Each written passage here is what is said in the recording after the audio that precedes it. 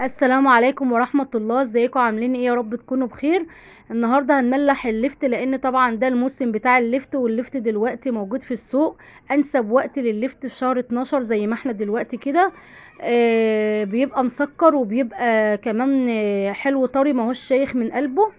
فانا جبت 5 كيلو لفت على قد البرطمانين بتوعي، وبدات ان انا نقعتهم كويس جدا شويه كتار كده يعني في الميه، وغيرت عليهم الميه مره واتنين وتلاته لحد ما الميه بتاعتي بقت زي الفل.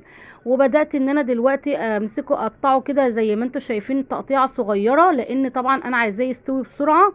انت لو عايزه تسيبيه وقت اطول قطعيه تقطيعه كبيره. فزي ما انتم شايفين كده بنبتدي ننضف الليفت بتاعنا من اي حاجه ما احناش عايزينها، وكمان بشتري العنقود ده من فوق. انا ما برموهوش، بس هننضفه في الاخر يعني وكده. وزي ما انتم شايفين كده ما تشيليش من الحته اللي هي لونها موف دي، لان الحته ديت بتدي لون جميل جدا للليفت. غير ما احنا كمان هنضيف بنجر معانا. هقطع بقى كل الكمية دي ونرجع مع بعض تاني.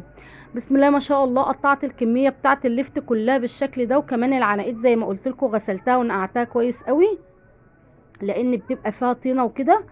فمعانا بقى البرطمانين بتوعي غسلتهم كويس قوي وكمان عقمتهم. ومعايا هنا لترين من المية. طبعا كنت غلياها وسبتها لما بردت. هنحط بقى في المية بتاعتنا ربع كوباية من الخل. ما تقلقوش خالص، الخل مش هيهري اللفت ولا اي حاجة، بالعكس هو مادة حافظة، وكمان بيديله مزازة حلوة قوي. وعلى ال5 كيلو اللفت اللي معانا هنحط 10 معالق كبار من بتاعة الاكل ملح. لكل كيلو من اللفت معلقتين كبار من الملح. ومعانا ال5 كيلو زي ما قلنا لكل كيلو من اللفت معلقتين كبار من الملح، وكمان نص معلقة من السكر. يبقى احنا معانا كام؟ يبقى احنا معانا 10 معالق من الملح، معلقة كبيرة، اللهم صل على النبي معلقتين سكر او معلقتين ونص.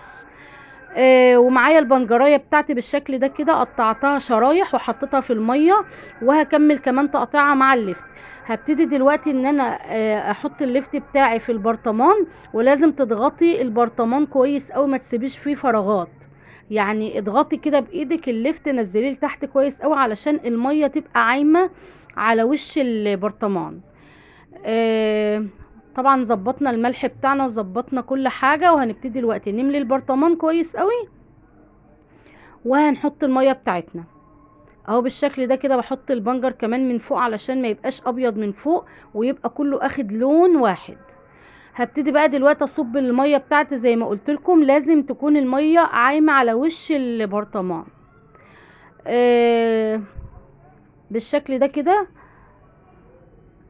هعمل بقى البرطمانين بتوعي اهو بالشكل، شايفين المية لازم تكون عايمة بالشكل ده على وش البرطمان يا جماعة.